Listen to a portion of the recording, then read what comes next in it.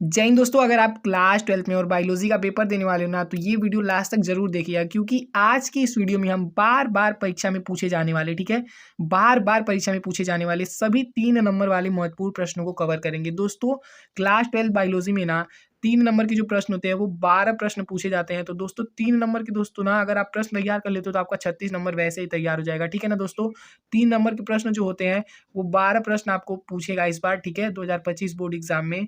तो काफ़ी ज़्यादा महत्वपूर्ण जो प्रश्न है प्रीवियस ईयर के वो हम इस वीडियो में आपको बताने वाले हैं। तो वीडियो को लास्ट तक जरूर देखिएगा, ठीक है, काफ़ी हेल्प मिलेगी आपको पेपर से पहले अगर आप ये वीडियो देख लेते हैं तो, ठीक है। चलिए वीडियो को स्टार्ट करते हैं। तो दोस्तों हमारा पहला प्रश्न है डीएनए फिंगरप्रिंटिंग पर टिप्पणी लिखिए। तो आइए देखते हैं डीएनए फिंगरप्रिंटिंग क्या होता है। दोस्तों बहुत ही सरल भाषा में हम बताएंगे और ये सारे प्रश्न दोस्तों 3 नंबर के होने वाले हैं। जितने भी इंपॉर्टेंट प्रश्न है ना वो सब हम बताए हैं और एकदम सरल भाषा में बताएं। पर लिखते हैं जाके आप लोगों के लिए, ताकि आपको हैंड राइटिंग नोट्स मिल सके, ठीक है, एकदम अच्छे से आपको समझ में आ जाए, याद हो जाए, एकदम सरल भाषा में आपको बताने का सोचते हैं हम, ठीक है।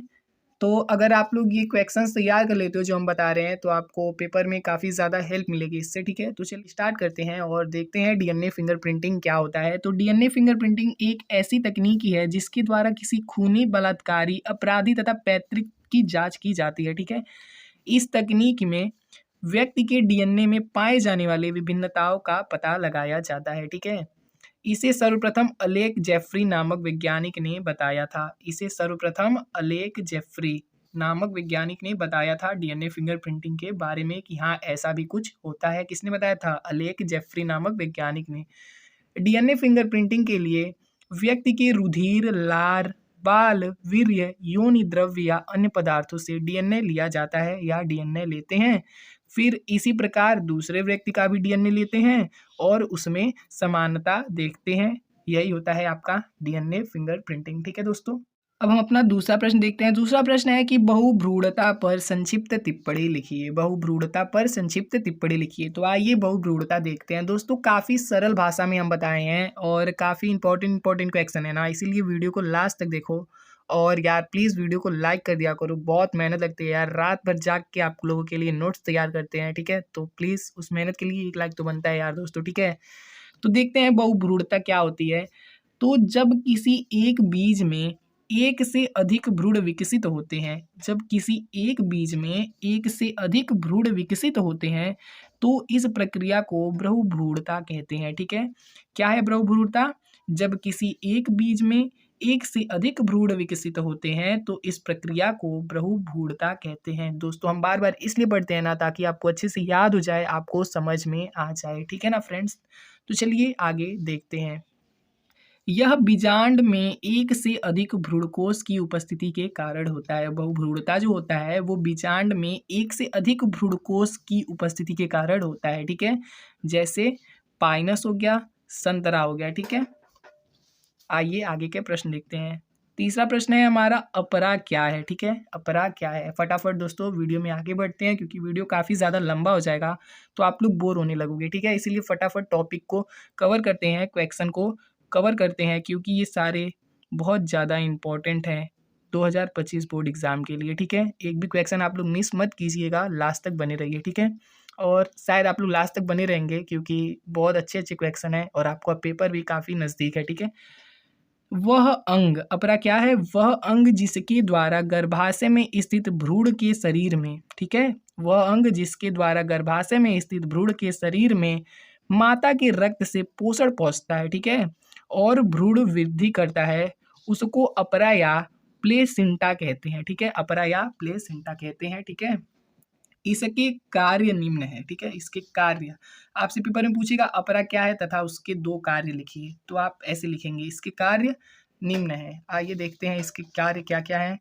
तो इसका पहला कार्य है, इसके द्वारा भ्रूण को पोषण एवं ऑक्सीजन प्राप्त होता है। अपरा जो होता है ना, अपरा के द्वारा ही भ्रूण को पोषण मिलता है और ऑक्सीजन मिलता है, ठीक है ना दोस्तों।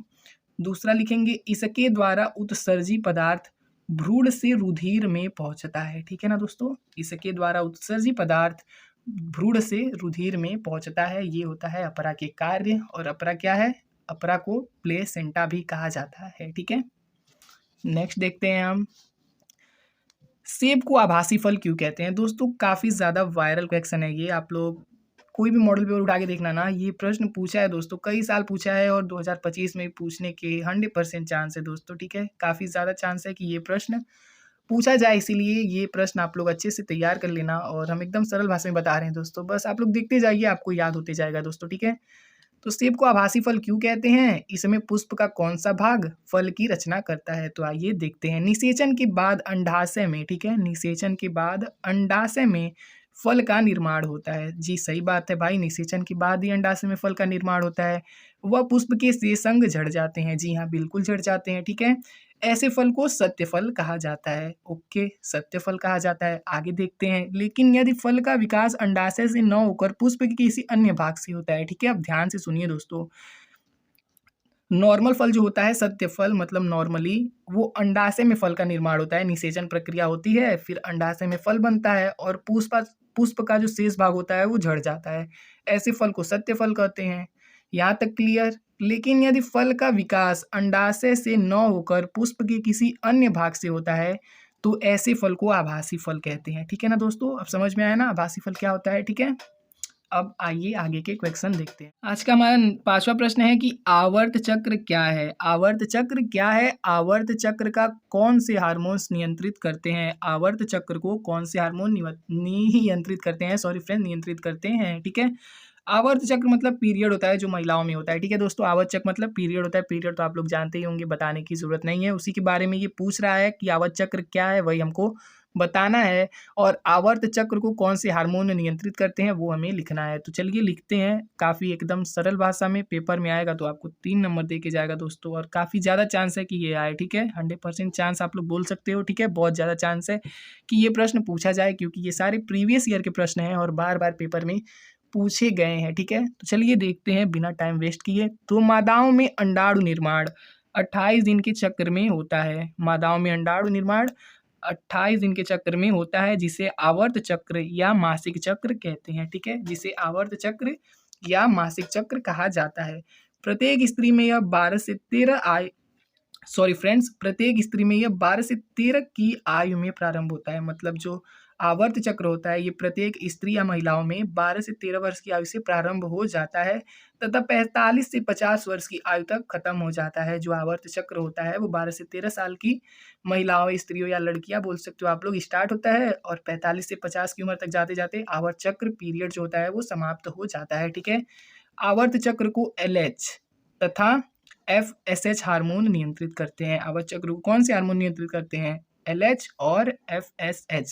बस ये प्रश्न पूछा और आप लोग इतना लिख दिए, आपका 3 नंबर पक्का हो गया। और जिस हिसाब से हम पढ़े हैं लिखे हैं आपको याद ही हो गया होगा, ठीक है। आइए आगे देखते हैं। 6वां प्रश्न है कि चिकित्सीय सगर्भता समापन से आप क्या समझते हैं, ठीक है। तो आइए देखते हैं क्या समझते हैं। यह एक ऐसी प्रक्रिया होती है जिसमें गर्भ अवधि पूर्ण होने से पहले ही गर्भपात करा दिया जाता है, ठीक है। यह एक ऐसी प्रक्रिया है जिसमें गर्भ अवधि पूर्ण होने से पहले ही गर्भपात करा दिया जाता है। ध्यान से आप लोग सुनिए, हम याद करा देंगे आपको, ठीक है। यह प्रक्रिया प्रथम तिमाही अथवा 12 सप्ताह तक ही सुरक्षित होती है। जो चिकित्सीय सगर्भता समापन होती है वो प्रथम 12 सप्ताह तक ही सुरक्षित होती है, उसके बाद ये सुरक्षित नहीं होती है, ठीक है। इस प्रक्रिया का उद्देश्य बलात्कार, असुरक्षित यौन संबंध से उत्पन्न अनचाहा शिशु आदि दशाओं में गर्भ समापन करना होता है, ठीक है। मतलब शिशु को, मतलब क्या है इसका मतलब, हम आपको एकदम ध्यान से सुनिए, एकदम अच्छे से समझा देते हैं, ठीक है दोस्तों। जो चिकित्सीय सगर्भता समापन है इसमें क्या होता है, ये प्रक्रिया जो है ना, ये इसका उद्देश्य क्या था कि बलात्कार, असुरक्षित यौन संबंध से जो अनचाहा शिशु उत्पन्न होता था ना, अनचाहा गर्भ मतलब अनचाहे में प्रेग्नेंट होना, उसकी दशाओं में गर्भ समापन मतलब उस भ्रूण को खत्म करना होता था, बच्चे को खत्म करना होता था, ठीक है। किसका उद्देश्य? चिकित्सीय सगर्भता समापन का उद्देश्य। बट इसका यूज अब क्या होता है, बेटियों को मारने में किया जाता है दोस्तों, बेटियों को मारने में किया जाता है, पेट में ही हत्या हो जाती है। किसके कारण? चिकित्सीय सगर्भता समापन के कारण। इसीलिए बेटियों की हत्या हो जाती है, तो सरकार ने अब इसे बैन कर दिया है पूरी तरह, ये प्रतिबंधित है हमारे देश में, ठीक है। समझ में आया ना क्या होता है। आइए आगे देखते हैं। काफ़ी ज़्यादा इंपॉर्टेंट प्रश्न है दोस्तों, वायरल है, समझ लीजिए, क्वेश्चन पेपर में छपा है आपके, ठीक है। डाउन सिंड्रोम किसे कहते हैं? इसे मंगोल जड़ता क्यों कहा जाता है? तो आइए देखते हैं क्यों कहा जाता है। तो जब गुणसूत्र की संख्या में अनियमितता होती है, ठीक है, जब गुणसूत्र की संख्या में अनियमितता होती है अर्थात गुणसूत्र की संख्या 46 की बजाय 47 हो जाती है, ठीक है, तो इसके कारण उत्पन्न रोग को डाउन सिंड्रोम कहा जाता है। अब डाउन सिंड्रोम कहा जाता है, इसके लक्षण देखते हैं क्या होता है। तो ऐसे व्यक्ति का सिर गोल, होठ नीचे, आंखें तिरछी तथा मुंह हर समय खुला रहता है। जिसको डाउन सिंड्रोम हो गया है ना, ऐसे व्यक्ति का सिर गोल, होठ नीचे, आंखें तिरछी तथा मुंह हर समय खुला रहता है। इस रोग से पीड़ित व्यक्ति मंगोलों की भांति दिखाई देते हैं। जो इस रोग से पीड़ित व्यक्ति होगा ना, वो मंगोलों की भांति दिखाई देगा। इसी कारण इसे मंगोल जड़ता भी कहा जाता है, ठीक है, इसी कारण इसे मंगोल जड़ता कहा जाता है। तो अगर ये प्रश्न पूछता है तो आपको पूरे 3 नंबर देके जाएगा, ठीक है। आइए आगे के प्रश्न भी देख लेते हैं। हमारा आज का 8वां और आखिरी प्रश्न है, ठीक है, ये वीडियो का पार्ट 1 है दोस्तों, हमारा आखिरी प्रश्न है इस पार्ट 1 का। अगर इस वीडियो में आप लोग 100 लाइक कर देते हो ना दोस्तों, 100 लाइक का टारगेट रखे हैं, अगर इसमें 100 लाइक हो गया ना तो इसका पार्ट 2 भी तुरंत अपलोड हो जाएगा। जैसे ही 100 लाइक पूरा होता है पार्ट 2 आपको मिल जाएगा, उसमें भी बहुत इंपॉर्टेंट 3 नंबर वाले क्वेश्चन आपको मिलेंगे। तो प्लीज़ 100 लाइक कंप्लीट करो और सेकेंड पार्ट तुरंत हम आपको अपलोड कर देते हैं, ठीक है। तो लास्ट क्वेश्चन देखते हैं, अवशेषी अंग क्या है? मनुष्य के 2 अवशेषी अंगों का नाम लिखिए। तो लिखते हैं जीवधारी। जीवधारी मतलब जैसे कि जिसमें जान है उसी को जीवधारी बोलते हैं, ठीक है कि नहीं है, ठीक है। तो जीवधारी के पूर्वकालिक क्रियाशील अंग, पूर्वकालिक मतलब जीवधारी के पहले पहले जमाने के, मतलब समझ लीजिए पहले, पूर्वकालिक मतलब पहले के समय में। तो जीवधारी के पूर्वकालिक क्रियाशील अंग जो जीवधारी द्वारा उपयोग न किए जाने पर भविष्य में समाप्त हो जाएंगे, ऐसे अंग को अवशेषी अंग कहा जाता है, ठीक है। अवशेषी अंग के उदाहरण हैं कर्ण पल्लव की पेशियां, जो हमारे कान की जो है ना बाहर की परतें, मतलब जो कान बाहर का दिखता है वो अवशेषी अंग है, क्योंकि ये इसका कोई यूज नहीं होता है, ठीक है। समझ लीजिए शरीर का ऐसा अंग जिसका कोई यूज नहीं होता है उसी को मतलब अवशेषी अंग बोला जाता है। तो कर्ण पल्लव की पेशियां हो गई और शरीर पर बाल आदि, ठीक है, इसी को अवशेषी अंग कहा जाता है और ये शायद भविष्य में समाप्त हो जाएंगे, ठीक है ना दोस्तों। तो आज की इस वीडियो में इतना ही, पार्ट 2 तुरंत अपलोड होगा दोस्तों, क्योंकि मुझे पता है 100 लाइक कंप्लीट हो जाएगा। तो आई होप आपको ये सारे क्वेश्चन समझ में आए होंगे। कोई डाउट हो तो कमेंट करो, ठीक है, हम उसका सोल्यूशन आपको बताएंगे।